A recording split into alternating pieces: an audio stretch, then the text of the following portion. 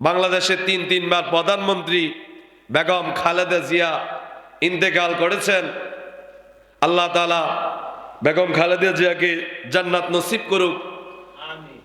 খালেদা জিয়া আলহামদুলিল্লাহ উনি আপসহীন নেত্রী ছিলেন। ওলামায়ে কেরামরে খুব মহাব্বত করতেন। আমার এই বয়সে আমার চোখে এমন কোন নজির দেখি নাই উনি ওলামায়ে কেরামকে নিয়ে খারাপ মন্তব্য করছে। কোন ভিডিও বার্তা দেখি নাই ওলামায়ে কেরাম, কারণ তার ভিতরে আল্লাহর ভয় ছিল, এই কারণে ওলামাইকে নিয়ে কুরুচি খারাপ মন্তব্য করে নাই। বেগম খালেদা জিয়া মরহুমাকে আল্লাহ তাআলা জান্নাত নসিব করুক। উনি দেখেছি এই এত বছরে হায়াতে যত বছর ছিলেন কোনোদিন কোনো ভিডিও বার্তা অথবা লেখার মাধ্যমে কোনো ওলামায়ে কেরামকে খারাপ মন্তব্য করে নাই, কোনো ওলামায়ে কেরামকে গালিগালাজ করে নাই।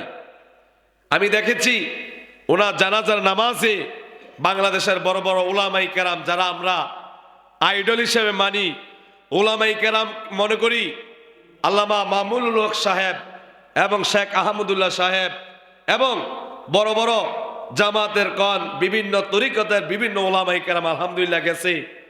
এই নেত্রীর এই কফিনটা তার সকলে কাঁধে নিয়া তার দাফন কাফনের কাজে সহযোগিতা করেছি। এই বড় বড় ওলামায়ে কেরাম কেন তার কফিনে হাত দিয়েছে, কেন তার জানাজা অংশগ্রহণ করেছে? কারণ তিনি ওলামায়ে কেরামকে ভালোবাসতেন। এই কারণে ওলামায়ে কেরামও তার শেষ বিদায়ের দিনে সুন্দরভাবে তার কফিনটাকে কাঁধে নিয়ে বেগম খালেদা জিয়ার তার দাফন কাফন কাজে অংশগ্রহণ করছে।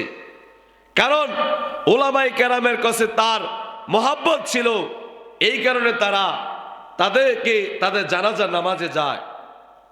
তো আমি কোনো রাজনৈতিক কথা বলি না, আমি বলতেছিলাম যে এই হায়াত কখন আমাদের থেকে শেষ হয়ে যায়। হায়াত আমাদের মধ্যে কার 20 বছর অতিবাহিত হয়ে গেল, আমাদের জিন্দেগি থেকে একটা বছর শেষ হয়ে গেল। কেউ যদি 30 বছর বেঁচে থাকে, আল্লাহর হায়াতের কাঠগড়া যদি কেউ 30 বছর হায়াত পেয়ে থাকে, তাহলে এখান থেকে একটা বছর আমাদের অতিবাহিত হয়ে গেল। আমাদের থেকে 25 সাল চলে গেল।